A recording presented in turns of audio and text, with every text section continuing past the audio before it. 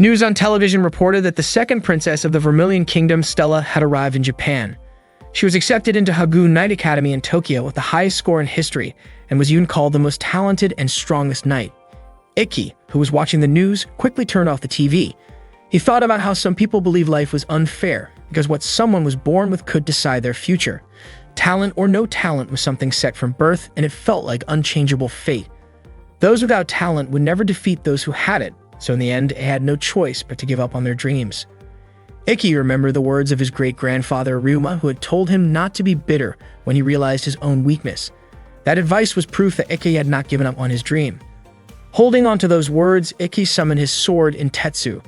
He was a blazer, a special kind of human able to summon weapons formed from their very soul and use supernatural techniques through magic. Blazers recognized by the international organization were given the title of Mage Knight.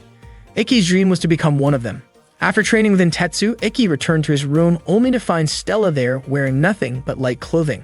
Shocked, he froze for a moment. Stella, equally surprised, became furious when she saw him. In his panic, Ikki clumsily tried to make things even, which only made the situation worse. Stella, angry and embarrassed, immediately slapped him. Because of that incident, Ikki was summoned by Kurono, the headmistress of Hagoon Academy. She explained that Hagoon had always been the most prestigious knight academy in Japan. Every year in the Seven-Star Festival had decided the strongest knight, Hagoon's representatives had almost always taken the championship. But lately, the academy's results had declined. That was why she had stepped in as headmistress, determined to restore Hagoon's glory. However, she had not expected Ikki to get involved in such an inappropriate misunderstanding. Ikki explained that it was just an accident. Kurono, though skeptical, questioned why he had reacted the way he did. Ikki admitted his behavior had been clumsy, but he tried to take responsibility by apologizing directly to Stella. He promised he would do whatever it took to make up for the mistake. Stella, still upset, initially wanted to spread the story, but after hearing Ikki's promise, she decided to forgive him only if he was willing to face the consequences. She teased him with an impossible demand, but Ikki refused, saying the accident was not worth such a punishment. Stella became more offended when Ikki downplayed the situation, and her anger flared. She called him a lowly commoner and threatened to unleash her power against him. Flames appeared around her as her fury grew. Ikki, frightened, desperately tried to calm her down. Stella accused him of violating her dignity by barging into her room and looking at her in a disrespectful way. Cornered, Ikki blurted out that he had looked at her because he was genuinely captivated by her beauty. Hearing his honest words, Stella was caught off guard. The flames around her fizzled out and she blushed in embarrassment. She wondered how Ikki could casually say such a thing. Ikki, meanwhile, insisted that the room was actually his own. Stella did not believe him until Kurono returned and clarified that from now on, they would be sharing a room. Both Ikki and Stella were shocked. Aki questioned why an A-rank student like Stella had to share a room with him, a Class F student. He admitted that the techniques he could use were limited to low-level physical enhancements, and his magic power was average at best. In other areas, his ability was at the lowest level in the academy. Kurono explained that this was why Ikki was nicknamed the worst one, the weakest student in Hagoon. The reason he and Stella were paired together was simple. There was no student weaker than Ikki, and no student stronger than Stella. Stella asked what would happen if more misunderstandings came up between them. Kurono pointed out that Hagoon had other cases of male and female students sharing rooms, so if they could not accept it, they were free to leave the academy. Stella reluctantly agreed to the arrangement but set 3 strict rules for Ikki. He was not allowed to talk to her, look at her, or even breathe near her. Ikki was dumbfounded, especially by the last rule, but Stella explained she did not want him invading her personal space. She even said he could sleep outside the room if necessary, which led to more bickering between the two. To settle things, Kurono reminded them that knights solved conflicts with their swords. She proposed a sparring match where the winner would decide the room's rules. Akai thought it was a fair and reasonable idea, but Stella was certain that a failing student from Class F could never beat her. Ikki, however, believed that anything could happen in a match, especially since he had trained tirelessly up to this point. Stella agreed to the duel, but she raised the stakes. The loser would have to serve the winner. Aki protested that it was going too far, and eventually they reached an agreement. Kurono declared that the duel would take place in 1 hour. Stella really could not understand why she had to face Ikki, who claimed he had worked so hard. She remembered how her mother once told her not to train too much, but little Stella had said that her small country needed a powerful magic knight, and she promised to control her strength. Stella was very confident that she could defeat Ikki in the match. As Stella walked toward the arena, the students around her were talking about it. They were surprised that the great Stella was about to fight the one known as the worst one. Kurono herself did not expect Ikki to finally agree to the duel. Ikki's goal was to win the 7-star festival because if he could win it, he would be able to graduate even with poor grades, just as Kurono had once explained to him. Ikki was certain Stella would also join the festival, which meant sooner or later he would have to face her. Kagami, a member of the school's magazine club, even showed up to take photos. When Stella entered the arena, she mentioned that she knew Ikki was not allowed to join sparring classes because his ability was below the minimum standard. She advised him to stop dreaming of becoming a magic knight. Even though Stella's words had some truth to them, Ikki refused to back down from the match. He believed that hard work could surpass talent. Those words reminded Stella of someone she had defeated in the past, someone who claimed that being beaten by a gifted person meant effort did not matter, something Stella strongly disagreed with. The match was about to begin, and Kurono explained that the purpose of training battles was not to hurt opponents but to fight until the other could no longer continue. The devices used were set in training mode. As soon as the battle began, Ikki summoned his sword in Tetsu, while Stella brought out her blazing weapon, Levitin. Both of them charged at each other. Stella explained that the fire from her sword burned at 3,000 degrees Celsius, and if it hit, the risk was life-threatening. She swung her sword toward Ikki, but he quickly dodged. Even Nene, who was watching, was surprised by the intensity of the duel. Throughout the match, Stella kept attacking, but she did not expect Ikki to block her strikes so consistently. She praised his defensive technique. Ikki admitted he was struggling and pointed out that her swordsmanship showed she was not only gifted, but also someone who had worked hard. Stella appreciated his observation but was certain that her techniques could not be read so easily. At that moment, Ikki stopped one of her attacks. Stella was shocked to see that he could mimic her movement after observing it only once. The truth was that nobody had ever trained Ikki, so he had taught himself by carefully analyzing others. By studying deeply, he believed he could understand techniques to their very core and eventually surpass them. That was Ikki's style of swordsmanship. Stella attempted to feint, but Ikki calmly said that her swing was too slow and he easily blocked it. He even recognized that the move was not part of her usual sword style and advised she should not rely on tricks. His counterstrike landed, and for a moment, the students thought the fight was already over. Stella stood back up, however, and this time she poured her magic into her weapon. She explained that she knew Ikki's Intetsu would not be able to hurt her unless she fought him with her sword. Stella admitted that if she fought Ikki using only her swordsmanship, everyone would realize she was not just talented but also trained with dedication. Still, she decided to acknowledge that if she won, it would be because of her magic. With that, she resolved to face Ikki with her full power. Ikki, who had long accepted that he lacked natural talent as a magic knight, refused to step back. Stella then unleashed her full power, Cafeteria Salamandra. Ikki, meanwhile, focused on his own secret technique, always thinking about how the weak could defeat the strong. He called it Itoshura. When Stella launched her strike at him, Ikki suddenly moved with blinding speed, dodging the attack. Stella was stunned by how fast he had become, as if his magic had spiked all at once. In truth, Ikki had poured all of his magic into a single burst, focusing every drop of his energy into 1 minute. That was his original noble art.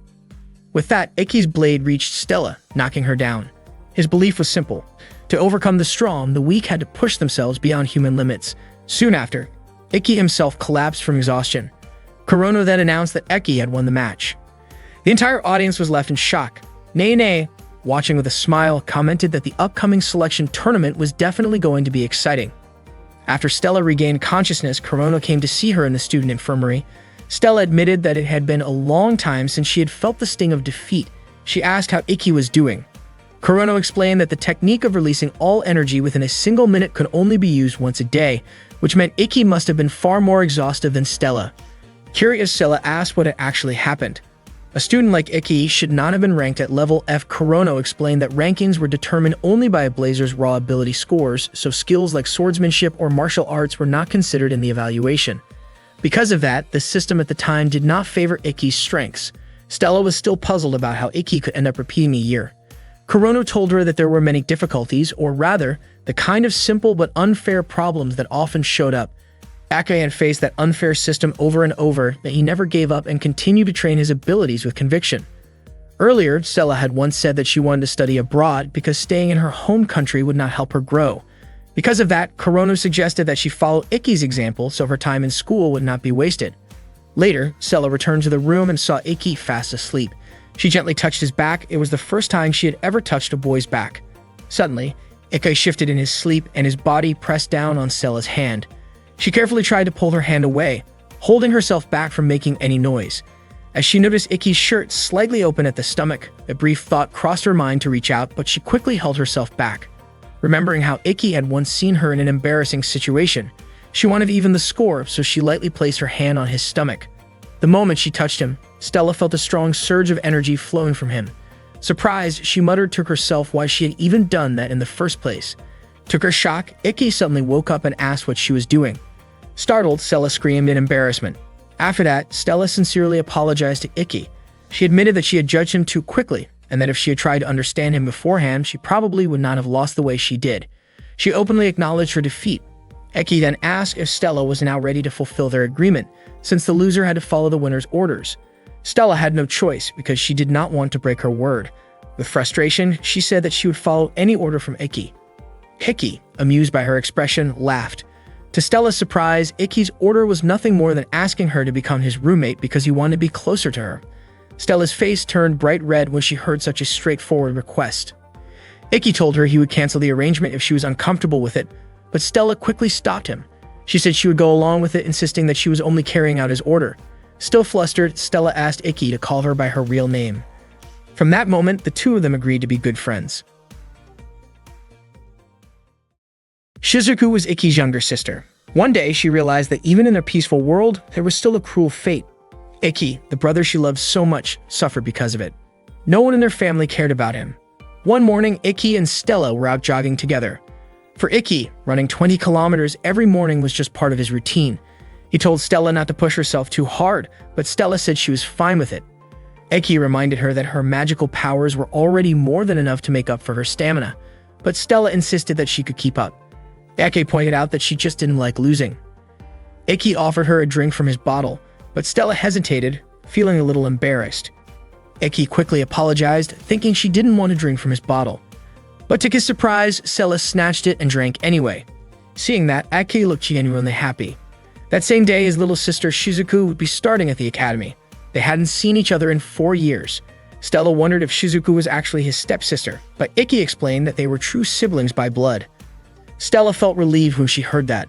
Later, Yuri, who was Ikki and Stella's homeroom teacher, introduced herself to the class. She explained the selection process for the upcoming 7 Stars Festival. Stella noticed Yuri's voice sounded weak, but Ikki reassured her that even though Yuri seemed frail, she was a good teacher. The principal had announced during the opening ceremony that unlike in the past when representatives were chosen based on grades, this year, the selection would be through a tournament. The top 6 students would qualify as representatives. The rules were simple and fair. The tournament would begin the following week, and schedules as well as opponents would be sent to students by email through their ID cards. Stella asked how many matches they need to fight. Yuri said each student would have about 10 matches, which meant 1 match every 3 days. Ikki thought that would give him enough time to use his ability, Itershura. Yuri also explained that anyone who didn't want to participate could withdraw since it wouldn't affect their grades. She encouraged the class, raising her voice in cheer, but suddenly collapsed and coughed up blood. Ikki and Stella immediately rushed her to the student infirmary. Yuri revealed that she had been coughing up nearly a liter of blood every day. Ikki gently told her not to push herself so hard, but Yuri insisted that the day was special and she didn't want to look weak. Ikki confided to Stella that the only reason he was admitted into the academy was because Yuri had given him the chance. Yuri, however, said it was because of Ikki's own strength. She smiled and mentioned that last year had been especially tough for him. When Stella and Ikki left the infirmary, Stella asked what Yuri had meant. Ikki explained that Yuri was talking about how he wasn't allowed to join regular classes before. In the past, there had been no minimum requirements, but things had changed since then. Just then, the girl ran up and hugged Ikki. Stella was shocked and scolded him, but Ikki insisted he didn't know her. The girl introduced herself as Kagami, one of Ikki's juniors, and said she was a huge fan of his. Stella was clearly annoyed. Kagami praised Ikki for how strong he had looked in a recent match. She said she planned to start a newspaper club and wanted to feature him in the first issue, asking if he'd agree to an interview. Ikki looked embarrassed and said he wasn't really that impressive. Stella, irritated, said Ikki had already become popular at the start of the semester, so he might as well accept the interview. After that, she walked away. Kagami happily said she already had a headline idea for his article. Ikki asked her to talk about it later. Ikki then ran after Stella. On the way, he spotted Shizuku. She came over and greeted him warmly. Other students recognized her as the second-ranked student in the academy. Ikki admitted he almost didn't recognize her after so long, and he apologized for making her wait. Shizuku said she had been looking forward to meeting him again. and in front of everyone, she suddenly kissed him.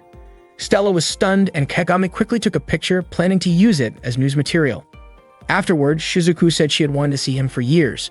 Stella, visibly upset, demanded to know what Ikki was doing, but Ikki was at a loss for words. Shizuku explained that kissing was simply a way of showing affection, usually between couples, but she believed that siblings who shared a deep bond could also express it. She added that in some countries, a kiss was considered no different from a greeting.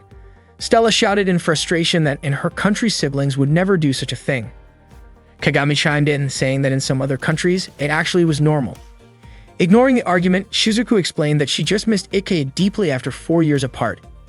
Ikki, however, reminded her not to say things that could be misunderstood. Shizuku leaned in as if to kiss him again, but Stella quickly pulled him back. She was confused as to why Ikki wasn't stopping her himself. Shizuku then asked why Princess Stella was interfering with a private moment between siblings. Stella and Shizuku kept arguing about the matter until Shizuku finally asked what kind of relationship Stella had with Ikki. Stella claimed that Ikki was her master, and that she was his servant. The students around them were shocked to hear that, while Kagami became overly excited about the scandal that would surely make it into her school newspaper. Shigen already had a catchy headline prepared for the story. Ikki immediately denied Stella's claim, but Stella insisted. She explained that after Ikki won their sparring match, he gave her an order like sharing the same bed with him. Hearing that, Shizuku turned to Ikki and asked if it was true. Ikki didn't deny it, since he and Stella really did sleep in the same bunk bed. Shizuku then declared that she would free Ikki and summoned her weapon, Yoi Shiger. Ikki tried to stop her, but Shizuku calmly said that she was confident she could defeat Stella since her element was water, while Stella's was fire. Ikki reminded her not to use a device in that place, but before he could say more, Stella accepted the challenge and activated her weapon, Leviatine. Ikki was frustrated that Stella was going along with it, but Stella fired back, mocking Shizuku's device as being too simple, just like her chest. Shizuku refused to back down and retorted that Stella's chest and her weapon were both flashy but lacked substance. The two of them exchanged insults until they finally launched attacks at each other. Because of this reckless behavior, they were punished by being forced to clean the school toilets. Normally, using a device either inside or outside the school was strictly prohibited unless permission was granted. Kurono explained that under normal circumstances they should have been suspended, but since it was only the first day, they would instead be punished with 1 week of clean toilets. Both Stella and Shizuku promised not to repeat their mistake. They were only allowed to go home after finishing the cleaning, and since there were 27 women's toilets in total, it took them a long time. Even while scrubbing, the two of them continued trading snide remarks. Shizuku told Stella to stay away from Ikki, but Stella flatly refused. She said it was impossible for her to stay away from Ikki since they shared a room. Shizuku insisted that Ikki would always belong to her, no matter what Stella tried to do. Stella countered by bringing up the fact that Shizuku had kissed Ikki on the lips. Shizuku defended herself, saying that there were things only siblings could truly understand, and that Stella would never be able to feel what Ikki felt. She explained that Stella could never understand Ikki's pain of being treated like he did not exist. Stella was left shocked and confused by Shizuku's words. Shizuku then left, telling Stella there was nothing she could do. When Shizuku returned to her dorm room, she was greeted by her roommate, Nagi. Meanwhile, Stella was still troubled by Shizuku's words. Not long after, Ikki entered the room and asked what she was doing there. Stella said she had been waiting for him because she wanted to train together. Ikki assumed Stella was too tired to practice, but Stella handed him a bottle of water that he had left behind. Then Stella suddenly asked Ikki if he had really been treated as if he did not exist. Ikki was startled by the question and accidentally spat out the water he was drinking. He guessed Shizuku must have told her and admitted that he had wanted to share that story with Stella anyway. Ikki explained that he once looked up to someone named Ryuma, his great-grandfather, who was a national hero that led Japan and won a past war. The Kurogen family produced talented blazers in every generation, but not him. Because of this, his family treated him like he was nothing. He was never even invited to family gatherings. One New Year's Day, Ikki could no longer take it and left the house. The weather turned bad, and he became lost.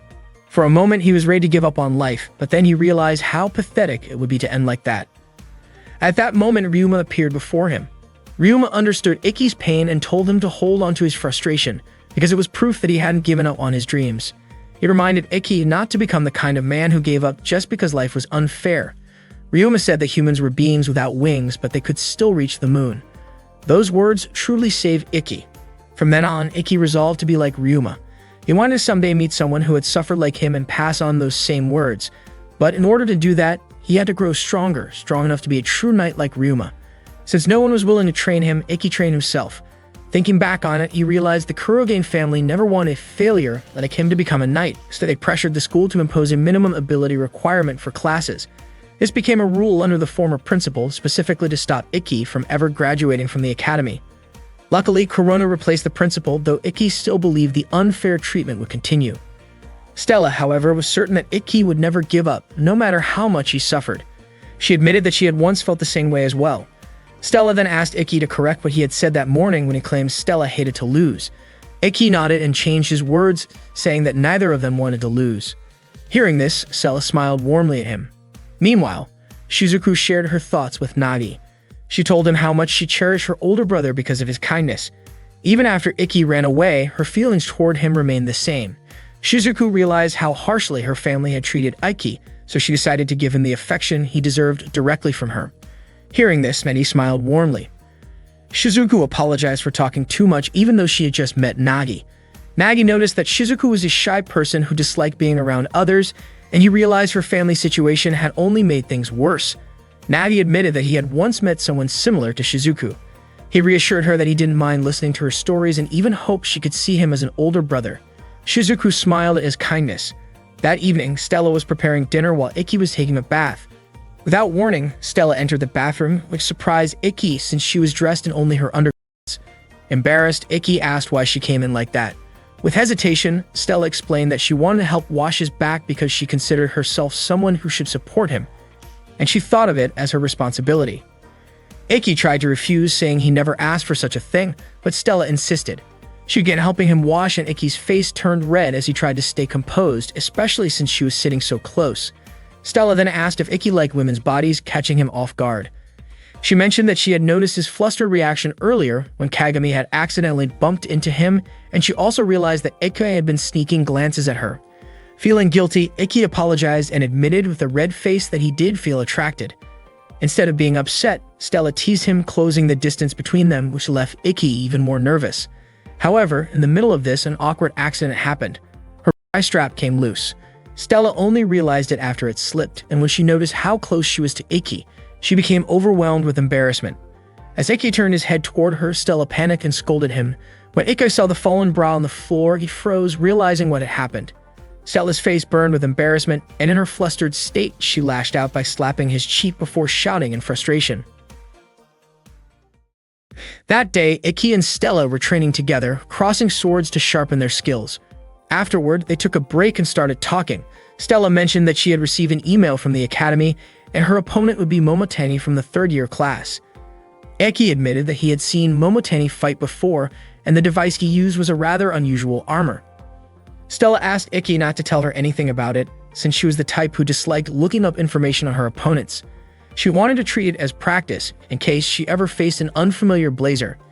Ikki agreed, since there were times when not knowing an opponent's level of skill was part of the challenge. Stella then said that researching an opponent's strength, as Ikki often did, was also important. Suddenly, Ikki smiled.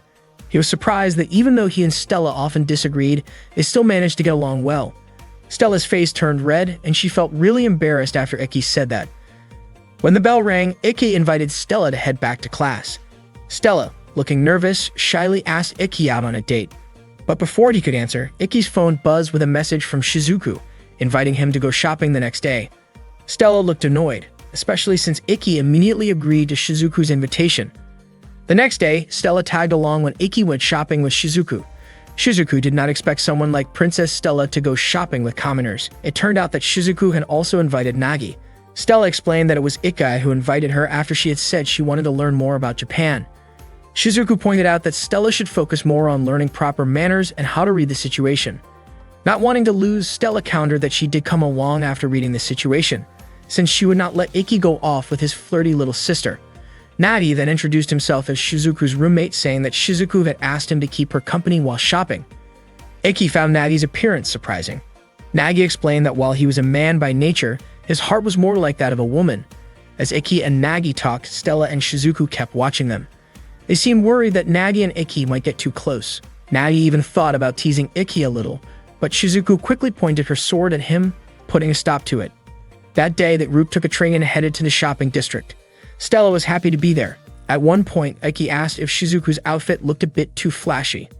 Shizuku admitted that it was Nagi who had dressed her up. When Stella saw Iki and Shizuku holding hands, she scolded them. Shizuku was confused, saying that it was nothing more than sibling contact. She reminded Stella that she and Iki used to walk holding hands all the time when they were younger. Stella secretly wished she could hold Iki's hand too, but Shizuku teased her, saying that if someone held hands with the opposite sex who was not family, it looked like she had special feelings for him. Stella's face turned bright red and she quickly denied it, saying she was only Iki's servant.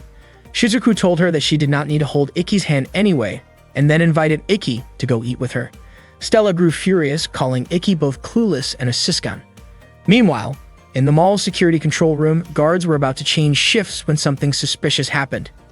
At the same time, Iki and the others were eating ice cream at a cafe that Nagi had recommended. Stella was surprised that Nagi knew so much about good spots. Shizuku explained that Nagi was very knowledgeable about fashionable clothes and good food. Aki wiped some cream off Shizuku's face so her nice outfit would not get stained, and he tasted it without thinking much. Shizuku's face turned red and she was left speechless. Nagi realized that while Shizuku could act bold, her defenses were surprisingly weak. Shizuku admitted she had been caught off guard because Iki did it so suddenly. Unexpectedly, Stella smeared her face with cream and showed it to Iki, clearly wanting him to wipe it off like he had done for Shizuku.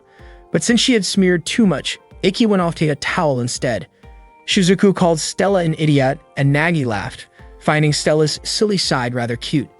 Back in the control room, an intruder entered and took out the security guards. At that moment, Iki and Nagi happened to be in the restroom. Iki was surprised to see Shizuku opening up to Nagi, since she was usually shy, easily irritated, and not good at dealing with strangers, especially men. Iki was grateful to Nagi for being friends with her. Nagi replied that Iki was exactly as Shizuku had described him, strong and caring. Suddenly, Nagi heard footsteps and covered Iki's mouth to keep him quiet. Two intruders working for Bishu burst into the restroom, with one of them even firing a gunshot. After making sure no one was inside, they left. Thanks to Nagi's magic, both he and Iki managed to stay hidden. Afterward, they returned to the restroom and found a mask left behind by the two criminals. Iki suspected that the mall they were in was being robbed. Nagi suggested they find out more, activating his device called Darkness Hermit. With it, Nagi could manipulate shadows and move through them. Together, he and Iki made their way to the security room, where they found the unconscious guards, most likely drugged by the intruders. Iki immediately reported the situation to Kurono. By then, the case had already made the news since a visitor had managed to escape and notify the police. Kurono told him that the police were surrounding the area. Iki wondered who the culprits really were. According to Kurono, it was just a gang of criminals with one blazer among them. They were also demanding a huge ransom. Akai thought that if money was all they were after, the case should have been easy to handle. According to Kurono, it seemed that the criminals were not only after money. She was certain the police would need the help of Iki and Nagi, so she allowed them to use their devices. Akai thanked her, and Kurono reminded him not to act recklessly. At that time, the criminals were holding several people hostage in the mall, including Shizuku and Stella. Stella called them cowards for targeting women and children. Shizuku whispered a plan to Stella and asked her not to act until she had finished preparing. In the crowd, a mother was crying and begging the criminals not to hurt her child. The one leading them, Yoken, shoved the woman to the ground. A young boy threw his ice cream at Yoken, asking him to leave his mother alone. Yoken insulted the boy and pushed him away before pointing a gun at him. Just as he pulled the trigger, Stella moved quickly. She used her flames to melt the bullet before it could reach the boy. Yoken fired several more times, but the shots had no effect against Stella's Empress dress. Stella calmly explained that she had no intention of fighting them and only wanted to speak to their leader. Yoken ignored her and kept firing until another man stepped forward. The man was Bisho, their boss. He ordered Yoken to lower his weapon. Bisho immediately recognized Stella as the second princess of the Vermilion Kingdom. He greeted her politely and even scolded Yoken for threatening the hostages. Yoken apologized but tried to justify himself by saying the boy had attacked him with ice cream. Bisho coldly remarked that the boy's behavior was the fault of his parents. Then, to everyone's shock, he pointed his gun at the boy's mother, claiming she had committed the crime of failing to teach her son proper manners. Stella's patience snapped. She activated her device, realizing too late that Bisho had been trying to provoke her from the start. Still, she had no choice but to fight. Bisho drew his own device, the Judgment Ring, and blocked her flames. With a single counter, he managed to knock Stella down. He explained that his weapon worked through a system of judgment and punishment. The ring on his left hand absorbed his opponent's attacks as sins, while the ring on his right hand released them back with multiplied force as punishment. Stella quickly realized she had been struck by her own power reflected against her. Bishu mocked her, calling her noble for risking her life to protect strangers. Then, with a twisted laugh, he demanded that Stella humble herself before him if she wanted to save the hostages. Stella refused to give up, and Bishu burst into loud laughter at his own cruelty. Ikki, furious, wanted to rush in, but Nagi stopped him.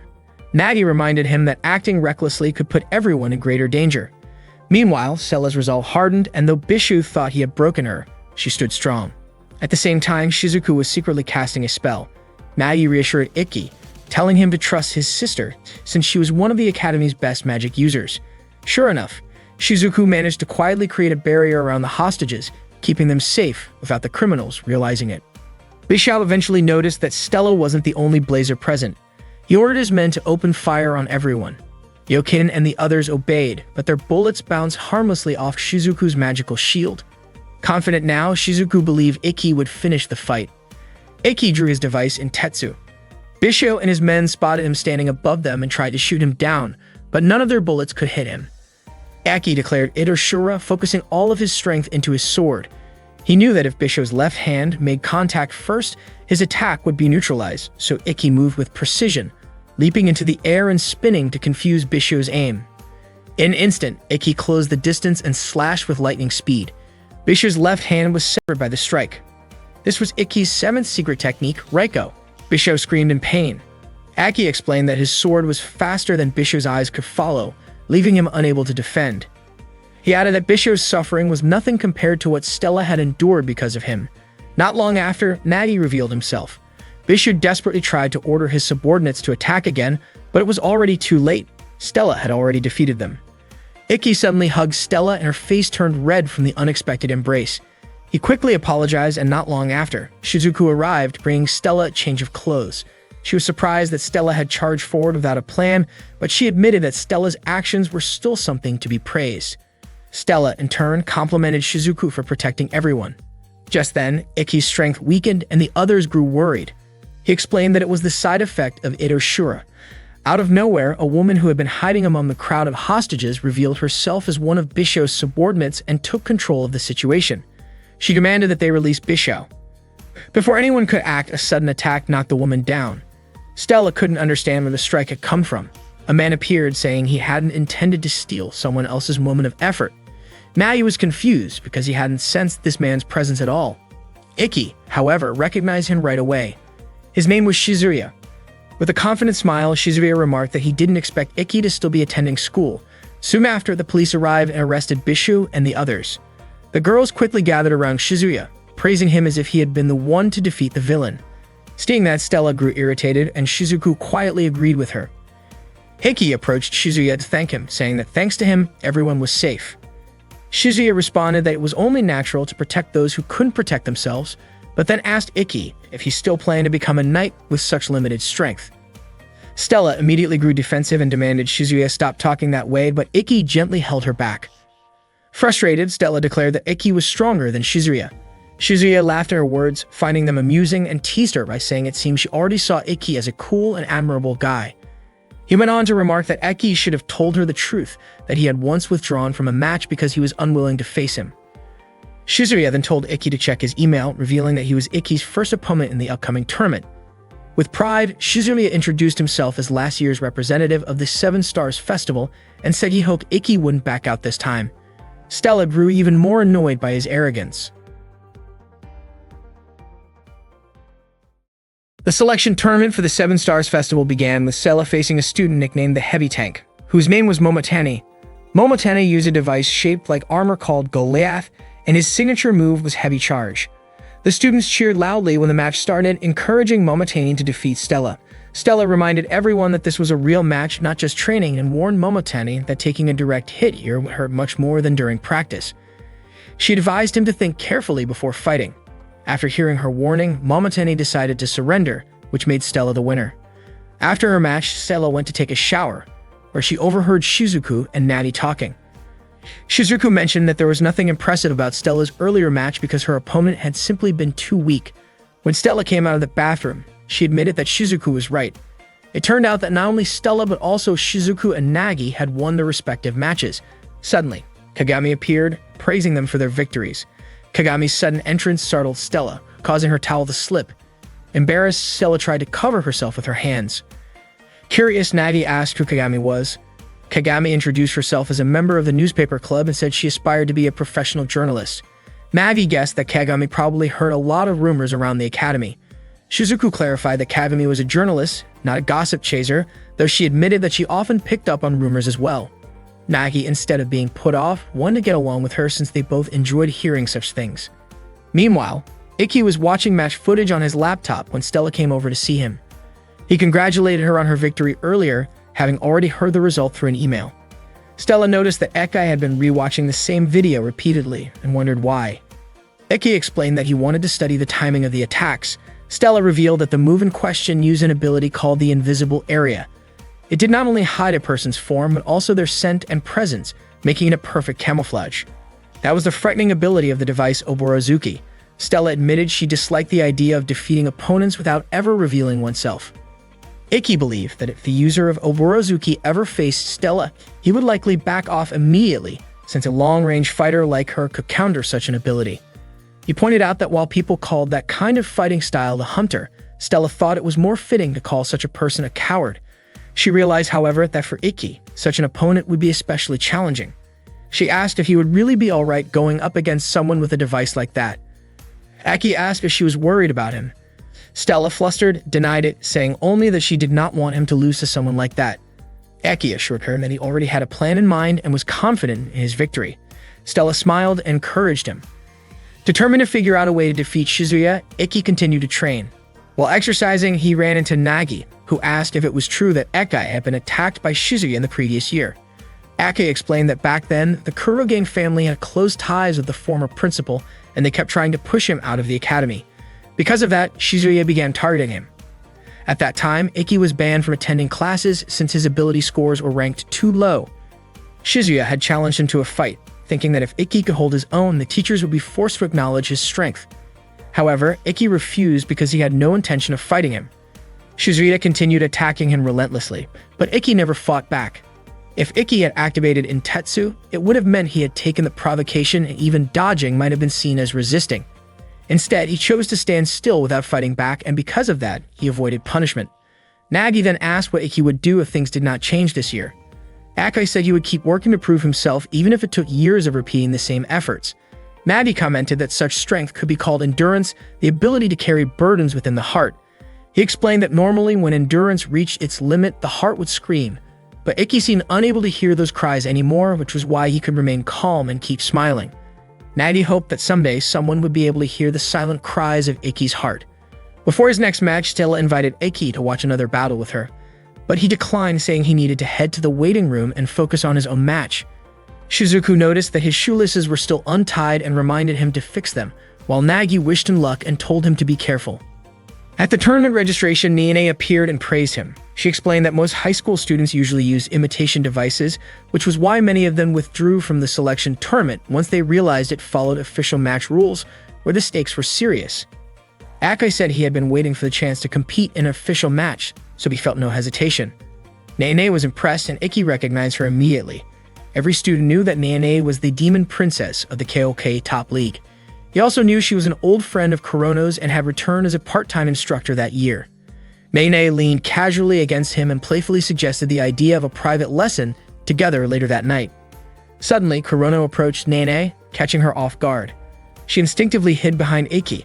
Kurono questioned why Nene, who was supposed to serve as the commentator and overseer for the third match, was lingering there. Nene admitted that she was bored with the previous match, and Kurono promptly pulled her back to her designated spot. 30 minutes before Ikki's match, he focused intently on preparing himself. He could hardly believe that he had finally reached his first official match. Years of patience and perseverance had led him to this moment.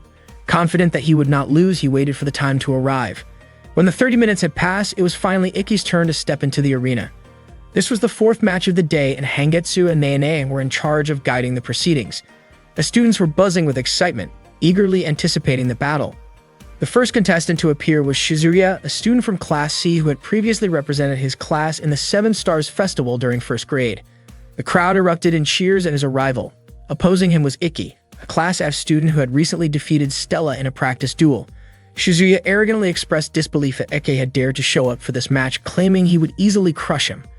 Without hesitation, Shizuya activated his Oborozuki device, manifesting as a bow, while Ikki readied his Intetsu device in the form of a sword. Ikki concentrated fully, but Shizuya mocked the intensity of his gaze. Despite being reminded that the match had officially begun, Shizuya continued taunting him for appearing impatient. Then, Shizuya activated the invisible area, causing both of them to vanish from sight. The arena now resembled a dense forest, with the environment itself adding to the challenge. 04. As arrows flew from every direction, Ikki managed to deflect them. Suddenly, he noticed a rip in the air and realized that he had located Shizuya. With a swift strike of his sword, he landed a successful hit. The invisible area could not conceal the physical trajectory of Shizuya's arrows, and Ikki followed the paths they left behind. The chase led them up into the trees.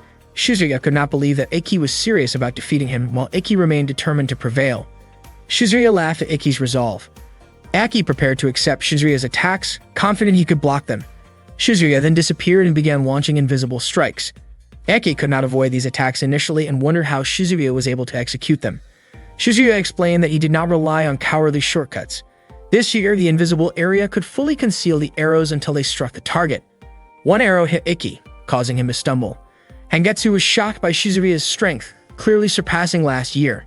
Nagi grew increasingly concerned, and Shizuku noted that Ikki's plan might be in jeopardy. Stella questioned why Ikki had not used his techniques immediately.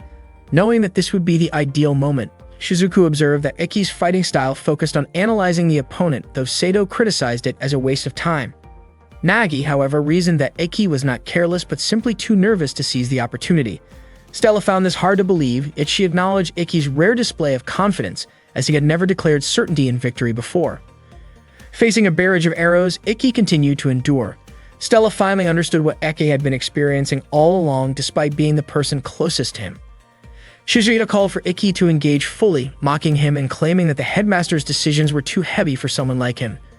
The students were taken aback by his words. Shizuya then declared that if Ikki could win the Seven Stars Festival, he could graduate, prompting laughter from the audience.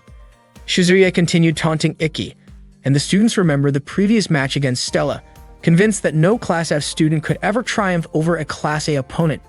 Despite not participating in the fight themselves, the spectators laughed at the challenge Ikki faced. Shizuya's arrows struck Ikki repeatedly, leaving him exhausted. Seeing this, Stella shouted for the students to stop mocking him, defending the young swordsman she admired.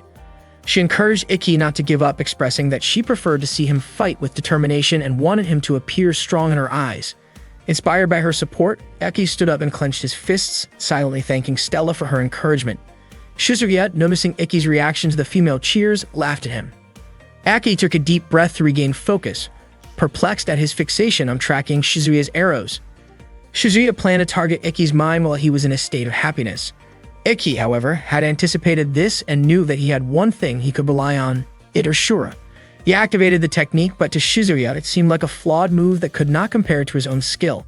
Ikki's ability allowed him to observe an opponent's techniques and attacks in detail, paying attention to angles, words, and even the tone of voice when Shizuya released an arrow. By doing this, Ikki managed to anticipate Shizuya's arrow attack, leaving Shizuya genuinely surprised. Ikki had expected that Shizuya would change his target, and the sudden shift caused Shizuya to panic, thinking that Ikki could see him. While Ikki could not perceive Shizuya's physical form or shadow directly, he could infer his movements by analyzing Shizuya's attack style, the depth of his strikes, his emotions, and his tone of voice. Following these cues, Ikki could track Shizuya and ensure that he would not escape. Nene laughed at the scene, while Hangetsu asked how Ikki was able to track Shizuya so accurately. Nene explained that Ikki possessed the ability called Blade Steel, which allowed him to understand how an opponent's techniques worked. At that moment, Ikki was essentially reading Shizuya's strategy. The technique he used was called Perfect Vision. Ikki unleashed the full extent of his power against Shizuya, moving with unstoppable momentum. Even when Shizuya unleashed his Million Rain attack, Ikki continued to advance steadily. Shizuya grew increasingly fearful, to the point of pleading with Ikki not to harm him. Ikki's sword strike landed just inches from Shizuya's face, and he admitted that he might need to train more since his strike had missed by only a millimeter. Shizuya then collapsed, unable to continue the match, and Ikki was declared the winner. Hangetsu announced that Eke had officially won his first match, prompting cheers from the audience.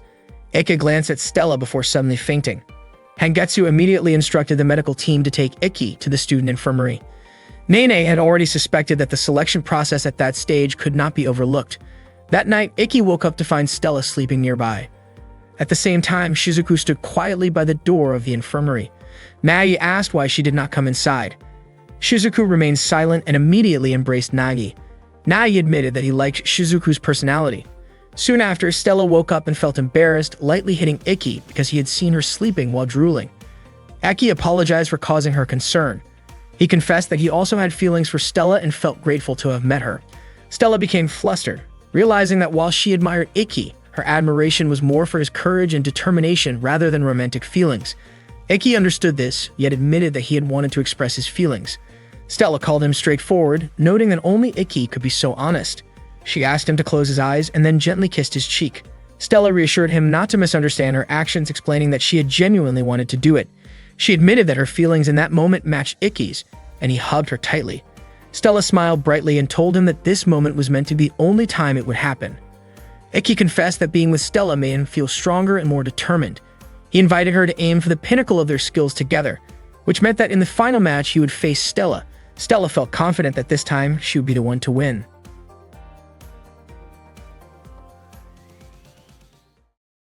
That day, Stella was training alone, still thinking about Ikki ever since that night when they hugged. Since then, they had become a couple, but Stella found it puzzling that for the past 2 weeks, Ikki had been acting completely normal toward her. Ikki had just won the selection tournament again, marking his 5th consecutive victory. His friends no longer called him the worst one and had started to see him as a skilled swordsman. Kagami even approached him, asking if he could practice sword techniques with her.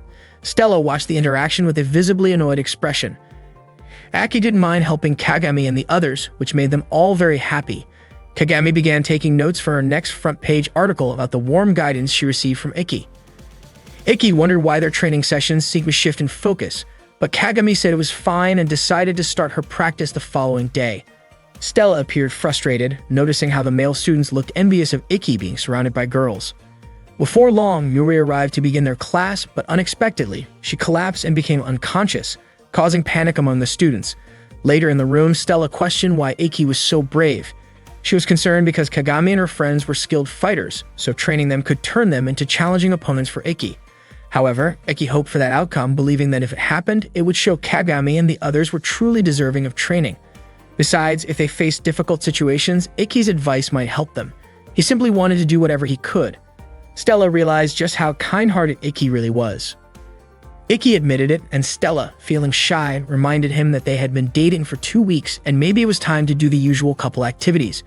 Unfortunately, Ikki didn't hear her because he had already fallen into a deep sleep, leaving Stella feeling quite frustrated. The next day, Ikki began training Kagami and her friends. He asked them to stand on one leg. Kagami asked about the purpose of the exercise. Ikki explained that it was meant to help them learn to use their inner muscles and understand the importance of balance, especially in combat where one often relies on a single leg. He also mentioned that in Chinese martial arts, putting weight on both legs equally is considered a mistake called double pressure stance. Kagami took detailed notes, learning new information from Ikki. Suddenly, a few male students approached. They were annoyed by Ikki's confident attitude and the fact that he was surrounded by girls. They activated their devices without Ikki realizing who they were. Kagami asked what they intended to do.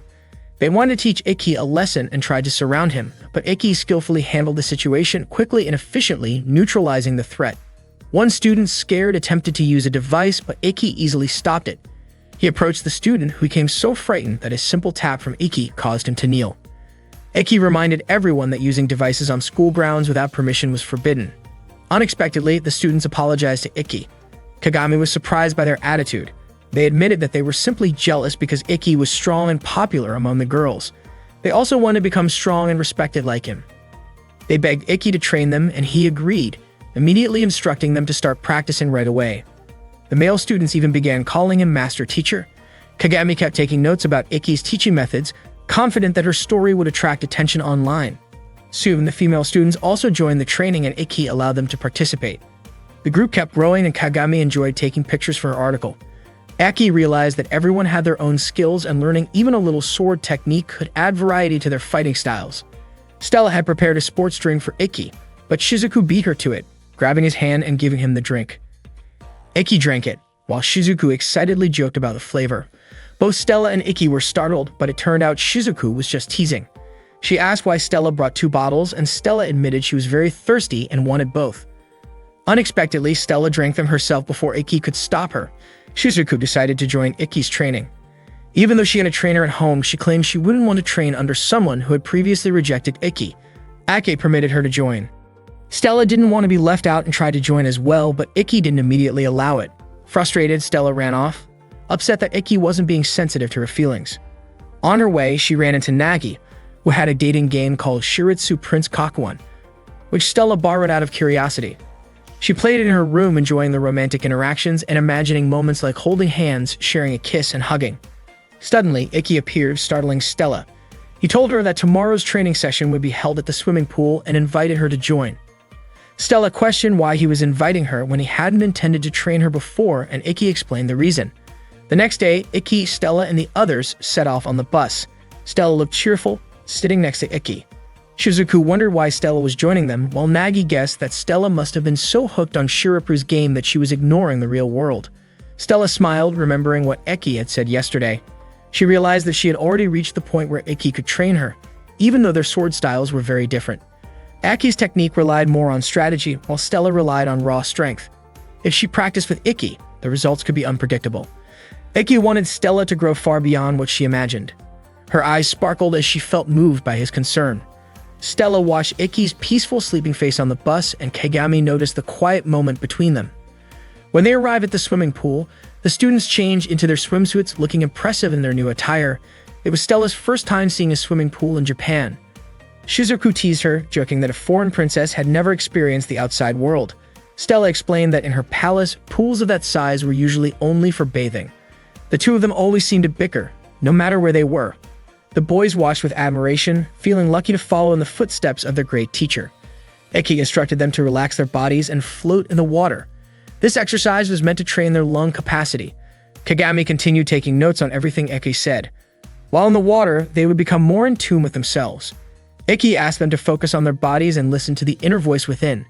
Stella seemed slightly bored because Ikki wasn't spending much time with her, even though she had gone through the trouble of picking out her swimsuit. At one point, she accidentally dropped the ball, which hit another girl. Stella apologized, but the girl barely paid attention. Stella dove into the pool, following Ikki's instructions, trying to listen to her heart to determine which sense was her strongest. She was confident that Ikki's Ito Shura technique would sharpen that sense to its limit. As she focused underwater, she was startled when Kagami asked about her relationship with Ikki. Stella choked and quickly surfaced. Kagami immediately apologized, and Stella asked what she meant by that question. Stella tried to brush off the topic, thinking it impossible for a princess to date a commoner. Kagami then asked if that meant she could pursue a relationship with Ikki herself, even jokingly suggesting she would confess to him. Hearing this, Stella quickly stopped her, accidentally admitting that Ikki was her boyfriend. Kagami promised not to tell anyone, reasoning that as a journalist, she also wanted her friendships to remain smooth. Stella felt relieved, but Kagami pressed on, asking how far her relationship with Ikki had progressed. Stella's face turned red at the question. Kagami curiously wondered if they had done anything intimate, but Stella firmly denied it. Kagami speculated whether they had at least kissed, and Stella bashfully admitted that they had not. Ikki was still training the students, and Shizuku was surprised to see that he remained so enthusiastic. She asked Nagi whether it was strange for a younger sister to have feelings for her older brother. According to Nagi, while it was unusual in general, he believed that Shizuku would continue to like Ikki regardless, and that this was a form of true affection. Meanwhile, Stella was sharing her feelings with Kagami, who realized that Stella was deeply devoted to Ikki. Stella admired everything about him, from his life path to his dreams. Kagami was curious whether there had been any progress in Ikki and Stella's relationship over the past 2 weeks. Stella admitted that she did not want to force anything, she simply wanted them to appear more like a couple. Kagami asked if Stella had told Ikki about this, but Stella felt she could not bring herself to say it, as she was shy. At that moment, Nagi tried to comfort Shizuku, who was feeling conflicted. He was confident that no man would dislike a determined girl, especially one as sweet as Shizuku. She realized that she needed to be ready for either outcome, whether Ikki would accept her or not. Nagi explained that this was a step in transforming from a little sister into a mature woman. Shizuku responded that as long as Ikki was happy, she would be happy too. Nagi reminded her that she still had a chance, especially since Stella had not yet fully opened up to Ikki. At the same time, Kagami suggested that Stella should be more open with Ikki. If she remained silent, Iki might not open up either. Stella was worried that being too forward might make Iki dislike her, fearing she would seem inappropriate. Kagami reassured her that Iki would not dislike her, explaining that 2 weeks was a long time and men often acted slowly. If Stella kept quiet, he might eventually drift away. Stella did not want that to happen. Kagami promised to help them get closer and mentioned that she had noticed Iki glancing at Stella's swimsuit. Stella felt a surge of excitement, but immediately became nervous when Kagami left to call Iki. Before long, Iki approached Stella. He mentioned that Kagami had told him she wanted to discuss something important. Stella asked what he thought of her swimsuit. Akai said it suited her well, but Stella felt a bit down since he had not looked directly at her. She remembered Kagami's advice not to remain silent. Suddenly, Iki asked if they were sure about continuing their relationship as it was. He also noted that in the past 2 weeks they had not really seemed like a couple. Stella feared that he might leave her, but Iki explained that he simply wanted to discuss the future of their relationship. Overwhelmed, Stella began to cry, expressing that she felt their relationship was impossible. She also complained about how they had never held hands and noticed that Shizuku or even Kagami at times seemed more attentive. Iki was confused by what Stella was saying. She guessed that he might want to break up with her. Aki apologized if his behavior had made her dislike him. Stella asked if it was not Iki who disliked her, but he was puzzled by why she would think that.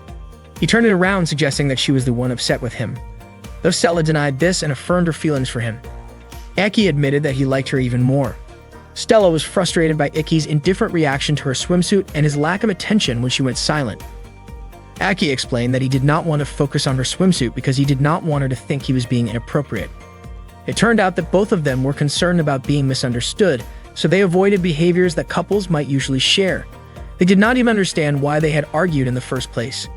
Iki had asked Stella to express what she wanted to do at that moment. To their surprise, they both wanted to kiss. Facing each other, Iki gently kissed Stella on the lips.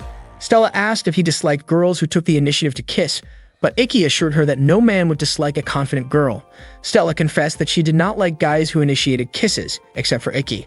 Afterward, they shared a tender moment together. On the bus, Stella and Iki held hands. Suddenly, they received an email notification that their next matches were scheduled. Iki would face Renren, while Stella would face Ikazuchi. Surprisingly, their opponents were members of the student council. That day, the match took place with Iki facing off against one of the student council officers, Renren. Renren had accumulated incredible speed and kept accelerating without stopping, her noble art, known as Runner High. Her speed even exceeded the speed of light. Renren asked Iki if he was surprised by her power, and Iki admitted that he was not. He understood why Renren had become a student council officer, as her movements were nearly impossible to follow with the naked eye. Meanwhile, during his match against Stella, Ikazuchi spun his Zanbato. His ability increased the mass of the blade as it spun, making his weapon heavier with each turn. He was confident that Stella would not be able to defeat him. Ikazuchi, nicknamed Destroyer, began using his Crescendo Axe technique, while Stella countered with her Black Bird technique. Unexpectedly, Renren's attack narrowly missed Iki, and Ikazuchi's strike also missed Stella.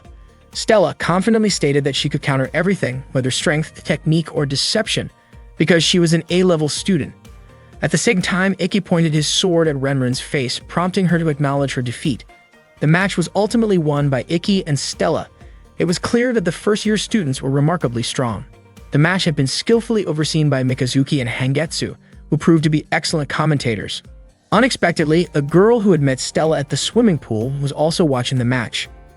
After the match, Shizuku congratulated Iki, who felt a sharp pain in his wrist. Shizuku immediately held his hand and offered to stay close to help take care of him.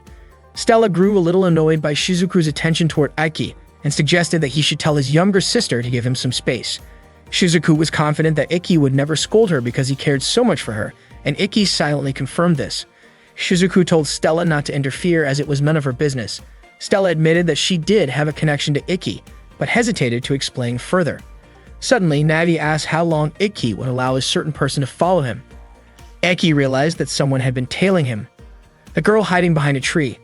Neither Shizuku nor Stella had noticed the stalker, and Stella even suggested that this person might have been the one who placed a razor in the mail. Nagi mentioned that the girl had been following Iki for a week, and it seemed it was time for him to address the situation.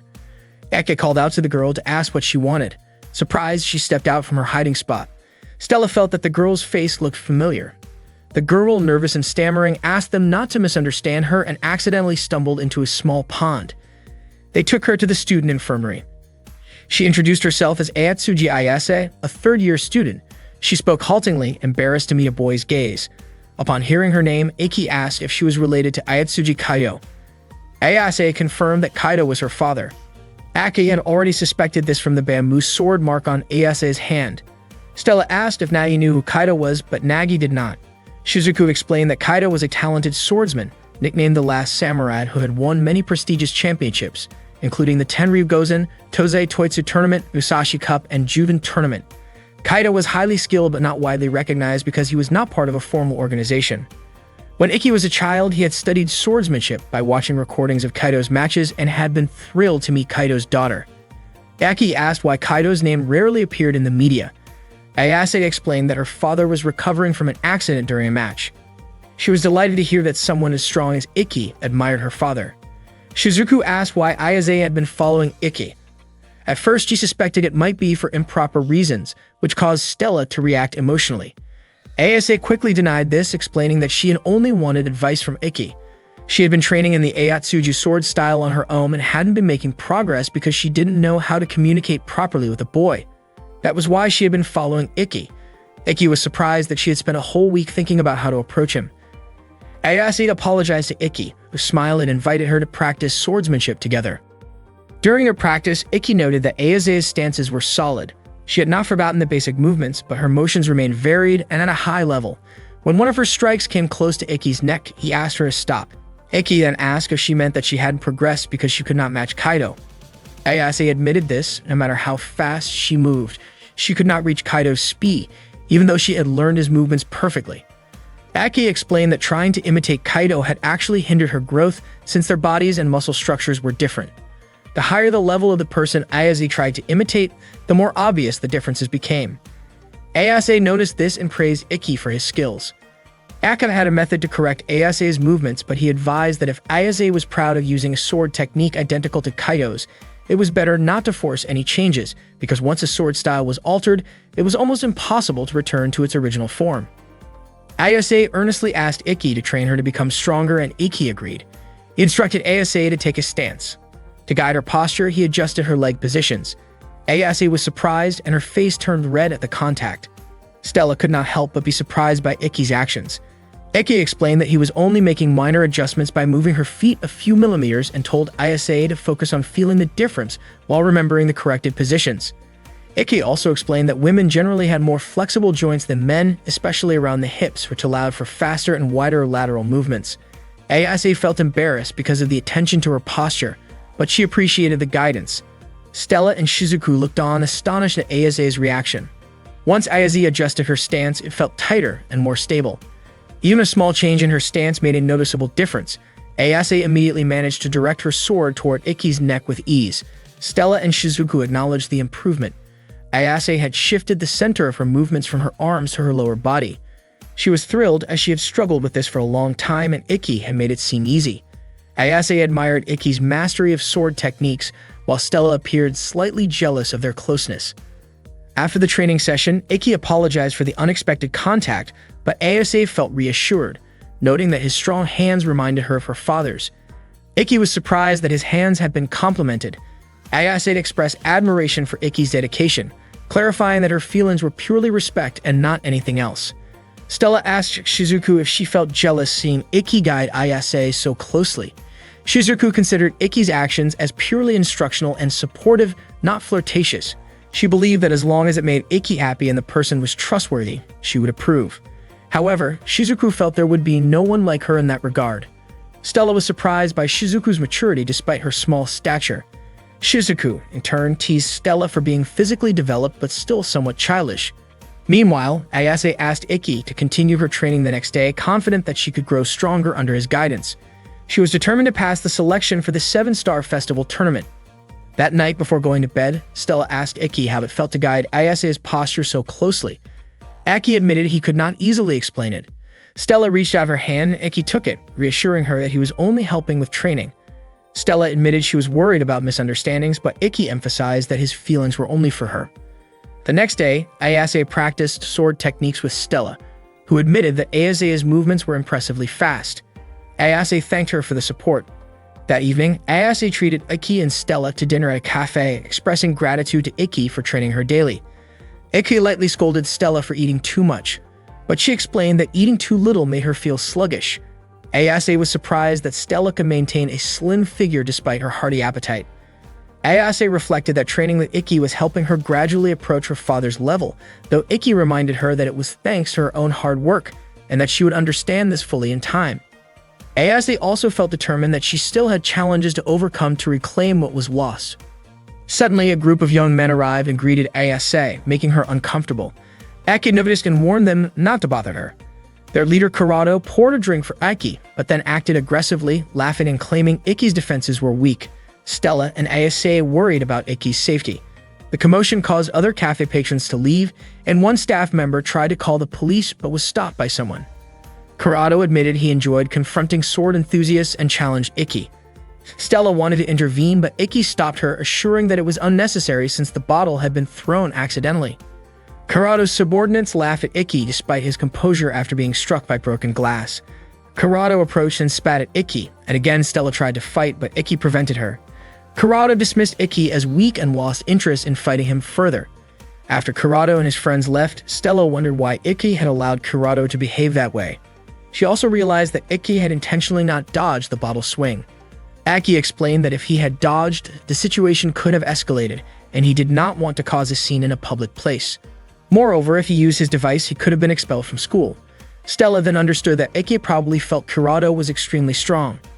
Ayase, on the other hand, appeared visibly shaken by fear. Not long after, a student appeared and mentioned that Kurado was known as the Troublemaker and a top fighter from Danro Academy, nicknamed the Sword Eater. According to the student, Iki's decision not to confront Kurado was the right choice, especially since Kurado had made it to the top 8 in last year's 7-star festival. Another student soon arrived, expressing relief that Iki had not chosen to fight Kurado. Curious, Stella asked who those two students were. They were Odakata, the vice president of the Hagun Academy Student Council, and Kanata, the student council treasurer. Odakata proceeded to heal the wound on Iki's head. After returning from the cafe, Ayase asked about Iki's head injury. Aki explained that thanks to Odakata, the wound seemed to have disappeared entirely. Stella then asked Ayase about the true identity of Kurado and his friends. Ayase remained silent, unwilling to answer. Aki did not push her, but assured her that he was willing to help as a friend if she had any problems. Just as Ayase was about to speak, Iki's phone rang. There was an email notification revealing that his next opponent would be Ayase. Ayase had received the same notification. Neither Iki nor Ayase had anticipated this. After that, Ayase quickly left. Meanwhile, Kurado's friends continued discussing Iki, criticizing him for not fighting Kurado. However, they ultimately agreed that it was a wise decision to avoid a battle with someone as strong as Kurado. The next day, the students practiced swordsmanship with Iki as usual, but Ayase never showed up. Shizuku remarked that Stella must be happy about that since she had been so jealous of Ayase. Shizuku even teased Stella about being selfish, which led to their usual quarrel. Iki recounted the incident to Nagi. Nagi pointed out that if Ayase's goal was to advance to the 7-star festival, she could not afford to lose in the selection rounds. However, she likely would not be able to defeat Iki the next day, so she would probably do something to win. Iki was surprised at how much Nagi seemed to know. Iki then showed Nagi Ayase's message, which requested a meeting on the rooftop at midnight. Nagi warned that it was clearly a trap, but Iki was confident that Ayase would not cheat, recalling that she had once confessed her fondness for his hands. For that reason, Iki decided to meet her. Nagi admitted that Iki's determination was dazzling, even making him envious. Though Nagi disliked direct eye contact, he could sense certain things because of it. He warned Iki to be prepared to cut ties if anything went wrong, so he would not regret it later. Aki promised that he would not falter, determined to keep his promise to Stella. At midnight, Iki arrived on the rooftop where Ayase was waiting with a smile. At midnight, Iki met Ayase on the rooftop, asking what she wanted to talk about. Ayase already knew about Iki and Stella's promise to face each other at the 7-star festival. Aki admitted that wherever and whenever it happened, he and Stella had promised to fight one more time. Ayase asked what he would do if, before that promise could be fulfilled, he had to face an enemy he could not defeat. Aki said that he would still fight fairly even knowing he could not win, because the only thing he could do was fight with all his strength. Ayase disagreed. In her view, fairness without results was meaningless, and she would do whatever it took to win. Suddenly, Ayase let herself fall from the rooftop. Iki was shocked and shouted her name. He then activated Itoshura to save her, rushing down to catch her before landing safely in the pool below. Iki could not understand why Ayase had done such a thing. She smiled, knowing he had used his trump card, Itoshura. Iki was surprised to realize that Ayase had deliberately lured him. Ayase knew that Itoshura could only be used once a day, while the selection tournament would begin in 10 hours.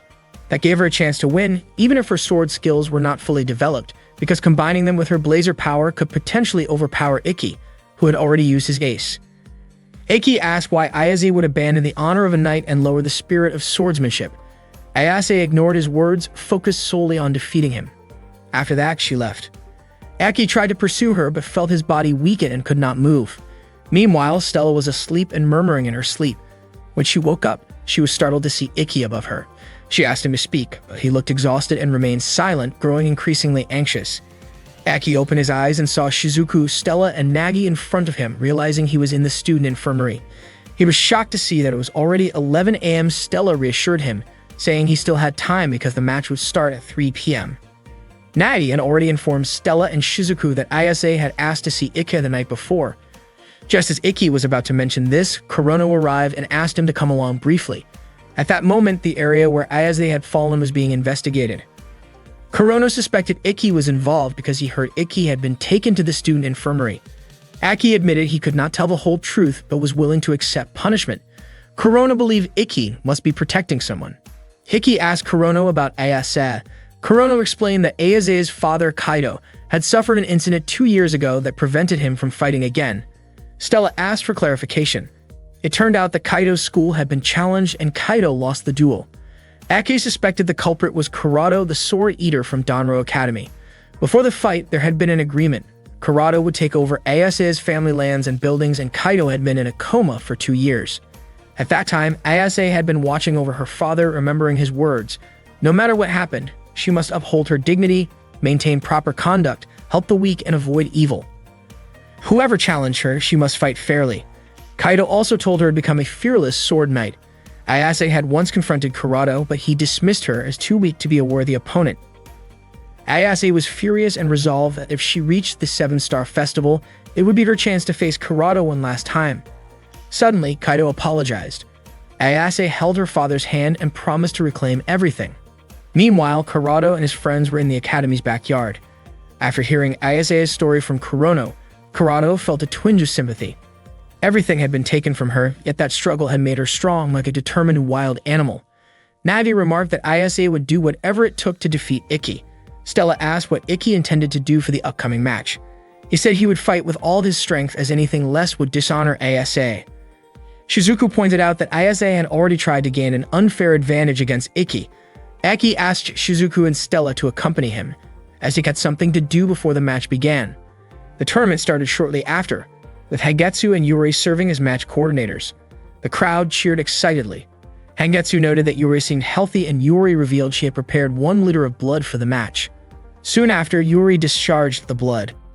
The first participant was Iki, a first-year student and an F-ranked knight who had won all of his previous matches, earning the nickname Another One. The second participant was Ayase, a third-year student and a D-ranked knight. Both Iki and Ayase wielded unique swords, and Ayase had even learned techniques from Iki. Kagami took photos for news coverage, describing the match as a battle between teacher and student. Ayase had not expected Iki to participate, acknowledging his persistence. Iki activated his Intetsu device. Ayase sensed that Iki might be angry at her, but she remained confident in her own victory. She activated her own device, Hizum. Stella asked about Ayase's abilities. Nagi explained that little was known about her. She had never participated in official matches before and had not yet shown her true strength. How powerful Ayase turned out to be would determine the course of the match. As soon as the match began, Iki immediately leaped toward Ayase. However, just by pressing her sword with her finger, Ayase managed to inflict injuries on Iki, leaving the audience astonished at the mysterious attack. Iki retreated and Ayase pressed her sword again, once more leaving him marked with mysterious cuts on his back. She advanced and questioned how it felt to be struck by the wind she could control with her noble art. Aki admitted that the wounds did indeed hurt. Both drew their swords again, revealing that the true power of Hizume's device was the ability to create wounds. Ikki suspected that Ayase had planted traps in the arena before the match and was using invisible wind currents to harm him. His suspicion proved correct. Ayase had indeed left traces of previous slashes throughout the area, which when activated caused the air around them to swirl and form a vortex capable of tearing at a target. Aki realized that this meant the arena was filled with thousands of such traces, and Ayase was confident he could not escape her attacks as she advanced with her sword drawn. Nagi commented that if Ayase had actually planted these traps, it would be a violation and the match would be stopped, making Ikki the winner by default. At that moment, Ayase ran toward Ikki, relieved that the referees had not noticed her trick. She wondered if he had figured it out. She attempted to lure Ikki toward one of the traps with her sword, but he successfully dodged, causing her to question whether he was aware of her setup. Ayase then tried to test him further by attacking his arm, leaving visible cuts. The attacks appeared mysterious, almost as if they were self-inflicted, as she manipulated the small openings created by Hizume's device. Ikki's vital points could have been in danger even from minor cuts. Ayase launched a rapid flurry of attacks, and Ikki could only defend while trying to counterattack, but she was able to hold him off.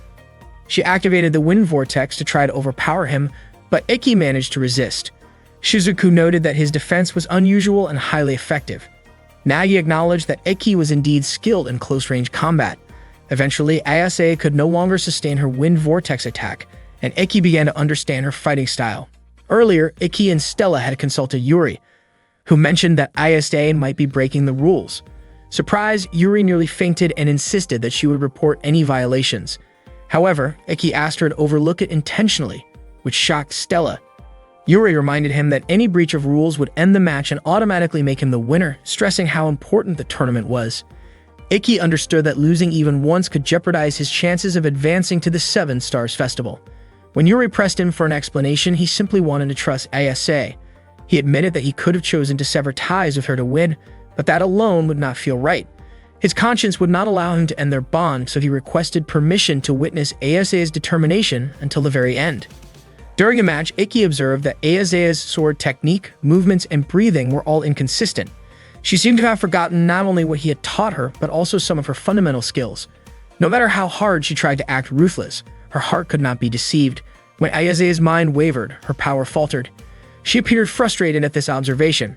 Ikki also pointed out that her pride was much higher than he had realized. Ayase explained that she had not doubted herself for the past 2 years. She believed that no amount of pride would matter if she lost, since dishonesty and ineffective effort would be meaningless. That was why she would use every possible means to win. She was determined that whatever happened, she would emerge victorious and reclaim everything. Hearing this, Ikki resolved to do only one thing: unleash his full strength to restore Ayase's confidence. He charged forward without using Itoshura. Ayase immediately activated her wind vortex to strike him, but Ikki effortlessly dodged. Ayase realized that Ikki was using perfect vision, so she had to attack faster because if she failed, she would not be able to defeat the sword eater. She tried to convince herself not to lose to Ikki. She focused her sword to create a swirling wind. Ikki leaped and attacked Ayase from one side, and she countered, but her strike missed. It turned out that Ikki was using his fourth secret sword technique, Shinkiro. Ikki attacked Ayase again, and she weakened and collapsed. Hengetsu remarked that Ikki's attack had decisively defeated Ayase. Nagi was surprised because even though Ikki had won, Ayase was not injured. Shizuku explained that before the strike, Ikki had switched his device to imitation mode, and she did not understand why he had done that. Stella said that Ikki's intention from the beginning had been to drain his opponent's energy because his goal was not just to win. At that moment, Ayase asked why Ikki had not hurt her. Aki explained that even without injuring her, she would not be able to continue fighting. Ayase refused to be underestimated and tried to stand, but she could not move her body. She began to cry and shout, wondering why this had happened. Aki said that when someone is powerless and wants to give up, the only thing that can lift them is their pride as a swordsman. He asked if Ayase still had pride within her soul. Ayase realized that this was the truth. She had been deceiving herself and admitted her defeat. Hearing her surrender, Hengetsu announced that Ikki had won the match against Ayase. The crowd erupted in cheers. At that moment, Ayase acknowledged how sad she felt and realized that from the start, she had lacked pride. Iman commented that Ayase was confused and lost, but she had never forgotten the swordsmanship her father had taught her, and that was what made her strong.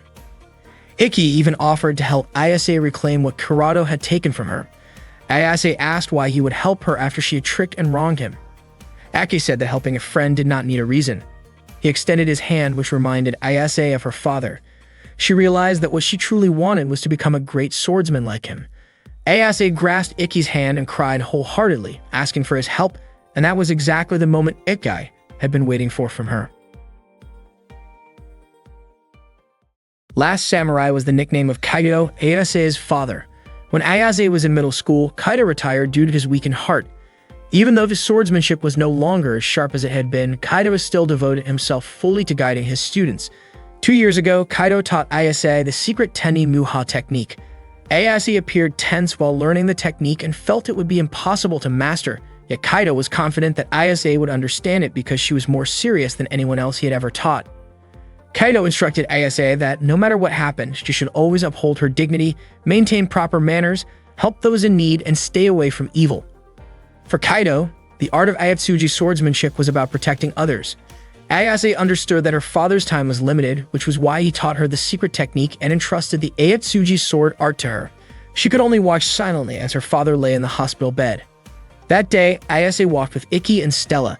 Stella mentioned Kurado, who was known as a rogue craftsman, notorious for attacking schools unofficially and challenging martial arts academies throughout the city. Aki added that Kurado had made it into the top 8 at last year's 7 Stars Festival, and because of his incredible strength, he had earned the title Sword Eater. Ayase admitted that Kurado was indeed extremely powerful. 2 years ago, when he challenged Kaido's academy, Kurado had not used his device, meaning he fought without relying on his enhanced power. Even so, Kurado had defeated the last samurai. The battle between Kurado and Kaido felt like a nightmare to Ayase. At that time, Kurado and Kaido clashed swords, and Kurado's strikes caused Kaido to fall. Ayase and the students rushed to help him and urged him to stop fighting. Kaido expressed gratitude for their concern, but insisted he could not allow Kurado to harm them. Kaido advanced again to confront Kurado, but Kurado easily held him off. Kurado mocked the last samurai, claiming that fighting to protect others was futile, yet his own skills were limited. Kaido, fueled by emotion, continued attacking Kurado, only to be countered again. Ayase felt deep worry for her father. Kaido then used the ultimate technique of Ayatsuji swordsmanship. At that moment, Kurado nearly panicked, as the technique was close to defeating him. Unfortunately, Kaido's weakened physical condition made it easy for Kurado to overpower him. Kaido collapsed after being struck. Ayase ran to her father and embraced him. Kaido apologized before his body went limp. Following this, Kurado seized control of their academy, leaving Ayase furious. She wished she could have stopped Kurado herself, taking her father's place in the fight. To Ayase, the way Kurado wielded his sword showed neither honor nor beauty, but aggression and recklessness. Men like Kurado had defeated Kaido and tarnished the principles of Ayatsuji swordsmanship. Iki, motivated by loyalty, resolved to defeat Kurado on his own for Kaido's sake.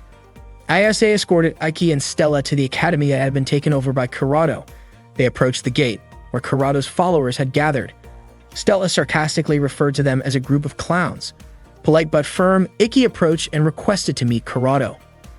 Iki met Kurado along with Ayase and Stella. Kurado recognized Iki and immediately called him a coward. Without hesitation, Iki challenged him to a duel, declaring that he represented Ayase in reclaiming the academy. Kurado had not expected Iki to challenge him, and he noted how different Iki's demeanor was compared to their encounter at the cafe.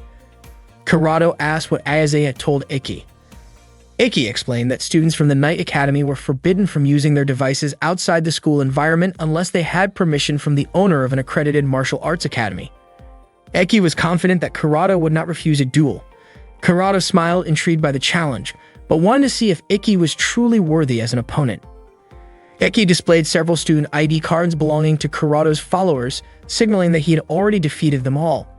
Kurado activated his device Orochimaru while Iki activated his Intetsu. Kurado charged at Iki, striking quickly with his sword, while Iki defended and dodged the attacks. Iki attempted to strike Kurado's left side, but Kurado successfully blocked it. Iki was puzzled as his timing had been fast, and he wondered if Kurado had predicted his moves. Kurado struck again, transforming his staff into a flail. Orochimaru had the ability to change shape to control the distance of his attacks. Iki struggled to evade Kurado's flail attacks. Stella and Ayase observed the battle, with Stella noting that while Iki could not attack an enemy outside his normal range, he was far from weak. Iki advanced to strike Kurado, anticipating the flail and managed to avoid it. Ayase marveled at Ikki's perfect vision technique. As Ikki closed in, Kurata returned the flail to its staff form, launching a rapid attack that nearly struck Ikki. Kurata laughed, acknowledging Ikki's skill in evading his strike. Ikki realized that this was the true power Kurata had used to defeat Kaido. Ikki pointed out that the source of Kurato's strength was his reflex speed. Reflex speed refers to how quickly someone can observe, understand, and respond. Most people perform this process in about 0.3 seconds. For Ikki and Stella, even after rigorous training, they could only reach 0.1 seconds, while Kurato's reflex speed was under 0.05 seconds. This meant that while Ikki performed one move, Kurata could execute 2 to 3 moves. With this ability, Kurata could defend against attacks that would normally be impossible to block and even redirect a sword strike mid-motion, causing the attack's direction to change unexpectedly. Kurata acknowledged that Ikki was the first person to notice his marginal counter so quickly. He explained that Ikki would not be able to defeat him because the marginal counter was not a technique, but a natural talent. No matter how hard Ikki trained, honed his skills, or devised strategies, he could not surpass Kurata. Kurata launched a simultaneous two-directional attack, pushing Ikki into a corner. Ikki used an abnormal defensive technique to halt Kurato's assault for a brief moment, but Kurata struck again, this time using 4 attacks at once. The longer the battle continued, the more difficult it became for Ikki to defend, and he eventually sustained a wound on his chest. At that moment, Ikki realized that Kurato's strength was at a national level. Kurata intensified his attacks, increasing their speed. Ikki skillfully held his ground, and observing this, Ayase recalled memories of her father and felt the urge to intervene. Stella stopped her, explaining that if the fight were interrupted, the school's honor could not be reclaimed. She admitted she also wanted to stop it, but sensed that Ikki was truly enjoying the match. Seeing Ikki smile amidst the battle, Ayase realized that his focus was solely on the desire to fight and overcome strong opponents. The duel between Kurata and Ikki continued, their skills nearly evenly matched, and both smiled as they battled. Stella questioned whether Kaido was truly shaken. Ayase was surprised by her question because it was clear that Kaido was unsettled, and if Kurata had not appeared, he and Ikki could have been living peacefully. Stella suggested that Ayase's assumption might be wrong. Even for someone renowned in the sword arts and called the last samurai, happiness would not necessarily come from training in one place every day. Stella acknowledged that Kurata's approach was intense and demanding, but when someone who had grown bored suddenly encountered a worthy opponent, that challenge could become exhilarating. Stella became emotional, realizing that her father's words were not about weakness but a kind of apology to Kurata, acknowledging that Kaido had limits. Ayase also cried, understanding that she had never truly comprehended the spirit of a swordsman. Meanwhile, the fight between Ikki and Kurata continued, with Kurata beginning to show signs of fatigue. Stella noted that the weakness of a sword eater lay in stamina, as their multiple movements quickly drained energy. Kurata remarked that stubbornness should have limits, but Ikki confessed that he hated losing. He had not experienced such a tightly contested fight in years and was enjoying it too much for it to end. Kurata, surprised by Ikki's intensity, realized that Ikki was also a maniac about fighting. Ikki asked whether the great swordsman they admired ever smiled like them during combat. Kurata dismissed Kaido, saying that he did not deserve to be called the last samurai because he was too weak to enjoy a high-stakes battle. Then Kurata struck Ikki with his staff. At that moment, Ikki told Ayase that he intended to restore what had been lost 2 years ago. Ikki exuded a fierce aura as he prepared to attack Kurata. Kurata activated his Yamada no Orochi, unleashing multiple flails aimed at Ikki from every direction. Undeterred, Ikki advanced, surprising Kurata, especially because his movements resembled techniques Kaido had once shown him. Ikki ran forward, pointing his sword straight ahead, while Kurata eagerly anticipated the strike, thrilled to finally face a worthy opponent after 2 years. Their attacks collided and the battle eventually drew blood. Ayase was shocked to see Kurata injured by Ikki's sword. The technique Ikki used was the secret final technique of Teni Muhao, the main method of the Ayatsuji sword style. Ayase could not understand how Ikki had learned it, speculating that it must have been from their earlier training. Stella recognized the technique as blade steel and admitted that Ikki had previously borrowed one of her techniques as well. After their fight ended, Kurata stood up and asked Ikki's name, expressing his interest in continuing their duel at the upcoming 7-Star Festival. Ikki wondered about the school grounds, but Kurata left the decision to them, saying he no longer needed to wait. After that, Kurata departed. Ikki's body began to weaken and Stella immediately supported him. Ayase apologized for involving Ikki in her personal troubles. She admitted that she knew nothing about her father or the life of the swordsman and realized that her own weakness made it impossible for her to continue the Ayatsuji sword techniques. Eki insisted that this was not true, explaining that the reason he could win was that Ayase remembered every movement of Kaido perfectly. Because of that, he was able to use the Tenimuha technique. He said that no one understood Kaido better than Ayase and that she was the rightful heir of the last samurai. Hearing this, Ayase thanked Ikki. She understood that she needed to grow stronger in order to become a worthy successor. Afterward, she returned to place her school's nameplate back on the front door. The next day, Stella and Ikki were sitting together on a park bench. Stella mentioned that she had heard about Ayase admitting her mistake to the tournament officials. As a result, Ayase was disqualified from the tournament and suspended for 10 days. Ayase did it because she wanted to take responsibility for her actions. Not long after, Ikki's phone rang. It was a message from Ayase, informing him that Kaido had awakened from his coma. Both Ikki and Stella were thrilled to hear the good news, and with that, Ayase's case was resolved. Stella praised Ikki and took his hand. Unexpectedly, Shizuku and Nagi appeared from behind the bench, startling both Ikki and Stella. Stella, looking a bit nervous, challenged Ikki to a thumb wrestling match.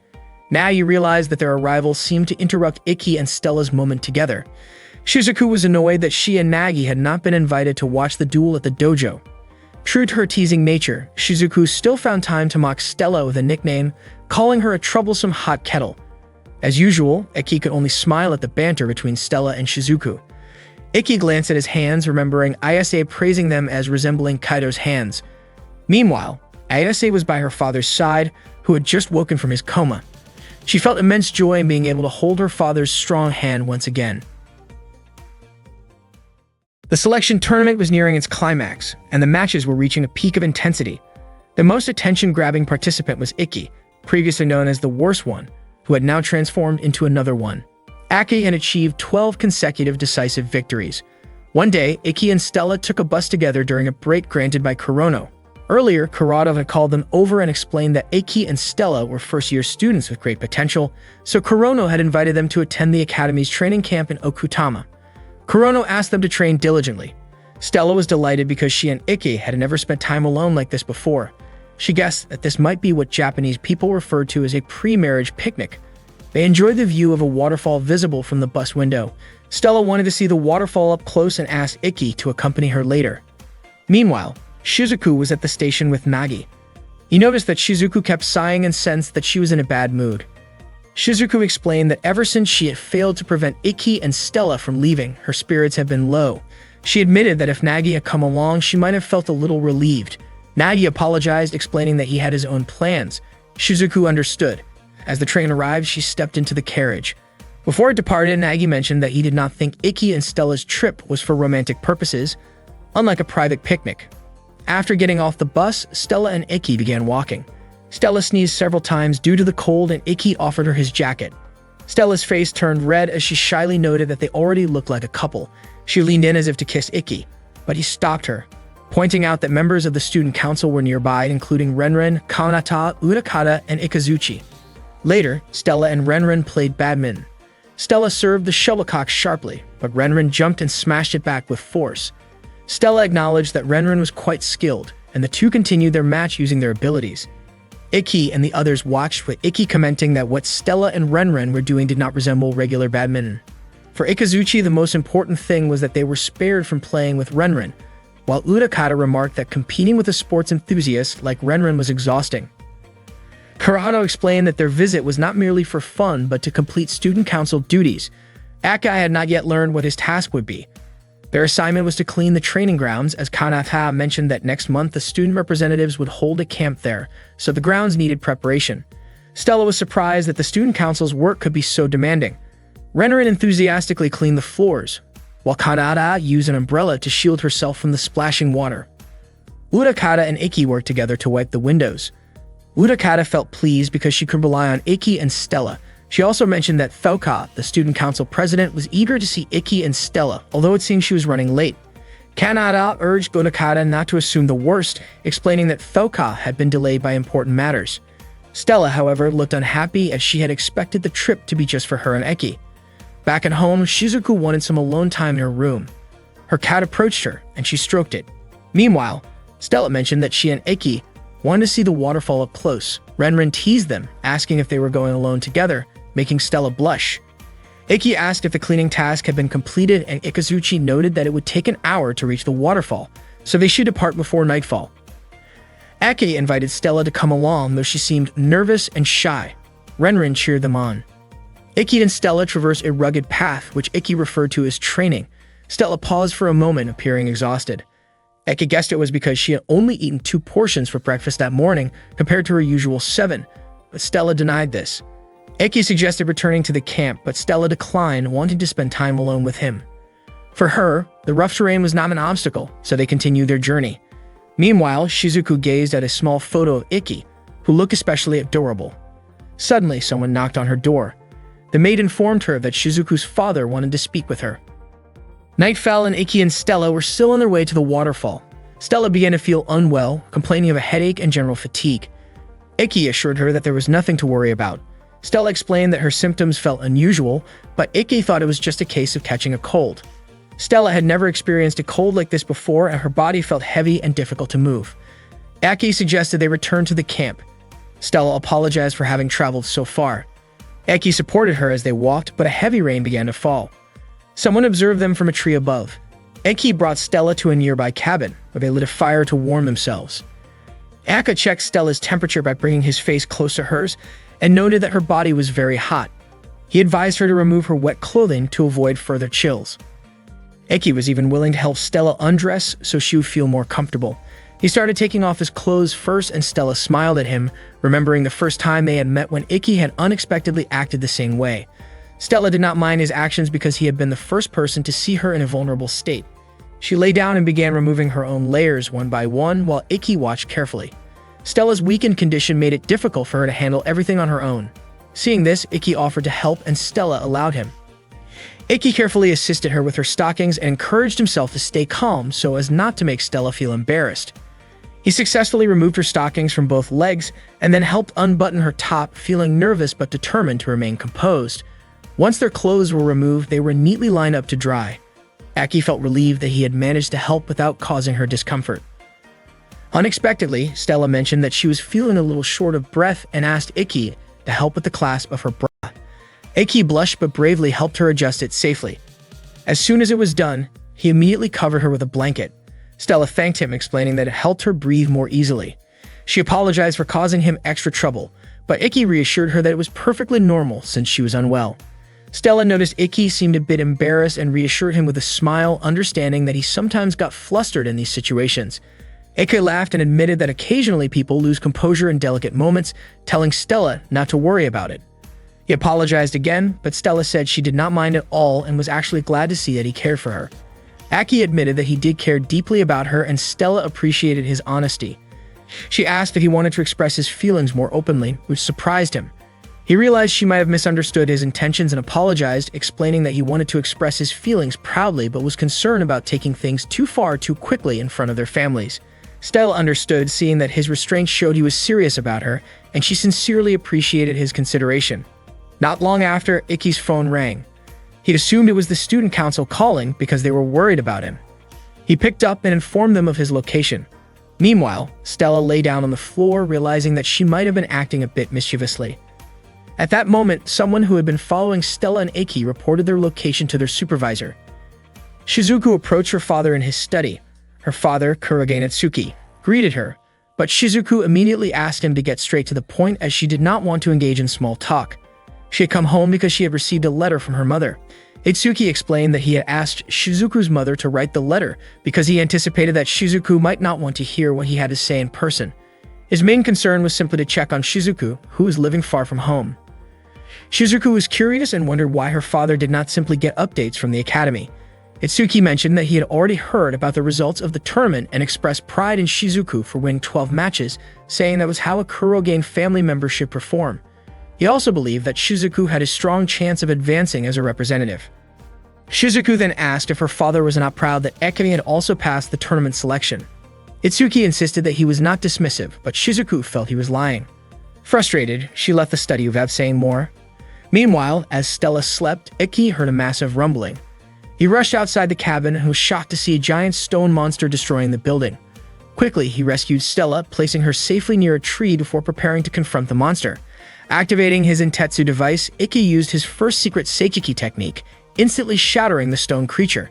However, the rubble unexpectedly reformed and attacked him again. Ikki could not understand what this creature was or why it was attacking. More stone monsters appeared and Ikki was knocked back by their strikes. Stella, witnessing the chaos, became frightened. As the stone monsters approached her, Ikki shouted loudly. At that moment, Renren arrived to protect Stella. Not long after, Ikazuchi also appeared to assist Ikki, cutting through the stone monsters with precise sword strikes. Renren handed Stella back to Ikki and advised him to take a rest. Grateful, Ikki embraced Stella, relieved that she was safe. Suddenly, Urakata appeared, commenting that Ikki seemed to be dealing with a troublesome enemy. Ikki explained that simply destroying the stone monsters was not enough. He suspected a blazer was controlling them from a distance. Urakata agreed, noting that it was likely the work of a blazer who could manipulate objects remotely using magic threads, some even capable of controlling objects from kilometers away. Ikki was unsure how to counter this strategy.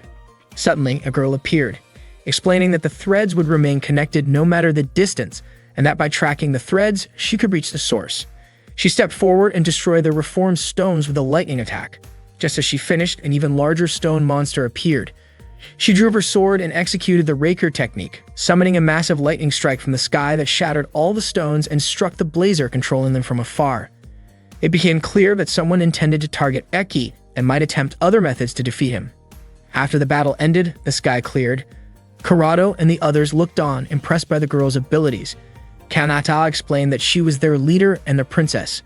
The girl who had defeated the stone monsters was revealed to be Thoka, a semi-finalist of last year's 7-Star Festival. She was the student council president and the academy's strongest knight. Meanwhile, Shizuku sat in her room when an email notification informed her that her next tournament opponent would be Thoka. Shizuku smiled, thinking that Thoka would be a worthy adversary. Shizuku was the daughter of the main Kurogen family and had been gifted with the abilities of a blazer since she was a child. Everything she wished for was always granted. Because of power, children could make mistakes freely and adults could forgive those mistakes. Shizuku grew weary of what people called humans, yet Ikki always pointed out when she was wrong. Unlike others, Ikki did not fear authority. From that point, Shizuku decided to follow Ikki wherever he went. However, she had no understanding of how harsh others could treat him or the cold loneliness he carried within. One day, Stella was at a cafe with Ikki and Nagi. She had not expected the newspaper to report about a surviving giant tribe, which in reality was nothing more than stone dolls and not living creatures at all. At that time, no one knew who was behind these stone dolls. Ikki mentioned that the student council was still investigating the matter. Nagi asked what Thoka, the student council president, was like. Ikki had not had much chance to talk to Thoka, but he realized that she was indeed as strong as people said. For the next match, Thoka would face Shizuku. Because of this, Shizuku began preparing by sparring with a top-level student who could control electricity. She even told Nagi not to come along so that he would not distract her. According to Stella, electricity would be a challenging opponent for Shizuku, who controlled water. However, Nagi believed that this would not be a problem for Shizuku because of her high level of magical control. Shizuku could even produce ultra-pure water, free of any impurities or conductive elements, which meant electricity would not be able to penetrate it. Stella felt relieved knowing that Shizuku still had a chance to win. Ikki wanted Shizuku to succeed, but he was also worried about her. He did not want her to push herself too hard, and what mattered most to him was Shizuku's well-being. When they returned to the dorm, Stella approached Shizuku in the bathroom to ask if she was feeling nervous. Shizuku admitted that she was very anxious because the level of her opponent was higher than before, but she was confident that her nervousness would not affect the match. Stella also told Shizuku that Ikki was worried about her and advised her not to overexert herself. Shizuku was surprised to hear this and Stella quickly left the bathroom. Not long after, Nagi appeared and remarked that Stella still seemed a bit awkward around Shizuku. After finishing her bath, Shizuku went out with Nagi. He told her about how both Ikki and Stella were concerned because they had witnessed the power of Reikiri firsthand. Shizuku reflected that if Stella had been facing Thoka instead, Ikki would not have worried since they always fought together and trusted each other. She realized that she was not yet strong enough for Ikki to fully acknowledge her, so she needed to grow stronger. Shizuku revealed that Ikki had run away from home after being rejected by the Kurogen family. It was then that she understood the bitter and harsh reality hidden behind his smile. Determined to give all her affection to Ikki, she vowed to become stronger, believing that if she failed, she could not protect him and he would once again face loneliness. Nayu was amazed at how kind Shizuku was. Shizuku thought to herself that she needed to be as strong as Stella to reach the top in the 7-star festival selection. In the next day's match, she intended to prove herself by defeating Thoka and earning Ikki's recognition. The next day, the most anticipated match finally arrived. The first participant was Ikki's younger sister, who had ranked second in the year's entrance exam, just below the Red Queen. Up to that point, Shizuku had already won 12 matches, earning the nickname Deep Sea Sorcerer. Next up was Thoka, a top-ranking student known for her nearly unavoidable speed and unmatched precision. She had also been a semi-finalist in last year's 7-star festival. The match was hosted by Mikazuki, with Mayne providing commentary. Shizuku realized that the level difference between her and Thoka was significant, and she remained optimistic about winning. Shizuku activated her device Yoi Shiger, while Thoka activated hers Narukami. Ikki and the others watched closely, anticipating the duel. Shizuku reflected on the strength of her feelings for Ikki over the past 5 years, determined to surpass her limits to earn his recognition. When the match began, both stood still. It seemed they were waiting for the other to make the first move. Both were exceptionally strong, worthy of the festival, meaning a single mistake could determine the outcome. Aki believed that Shizuku did not move first because she knew Thoka had a deadly short-range sword technique called Raikiri. Thoka had never lost when using Raikiri. Once drawn, her sword could defeat opponents instantly, making it her ultimate technique. Stella wondered if Thoka had a weakness given that she had lost during the 7-star festival last year. Ake explained that the only person who defeated Thoka was a blazer who used a spear and fought from outside Raikiri's range. This showed that even the festival champion feared Raikiri. No one had managed to counter her short-range attack, and anyone within that range would be struck as quickly as lightning. Shizuku was already aware of this. According to Ikki, Shizuku would likely focus on defense since her strength lay in long-range magic, avoiding the risks of close combat. After a brief moment of silence, Shizuku froze the arena and launched an attack on Thoka using her Shiruden technique. At that moment, Thoka dodged skillfully and immediately counterattacked with speed and precision. Shizuku had anticipated this and quickly activated her Showa to protect herself. Thoka leaped into the air and continuously struck the water wall with her lightning attacks. To maintain the Showa Shizuku had to keep generating ultra-clear water constantly. The difference in their speed became evident. Shizuku halted Thoka by freezing the water near her and then attacked with a massive ice wall.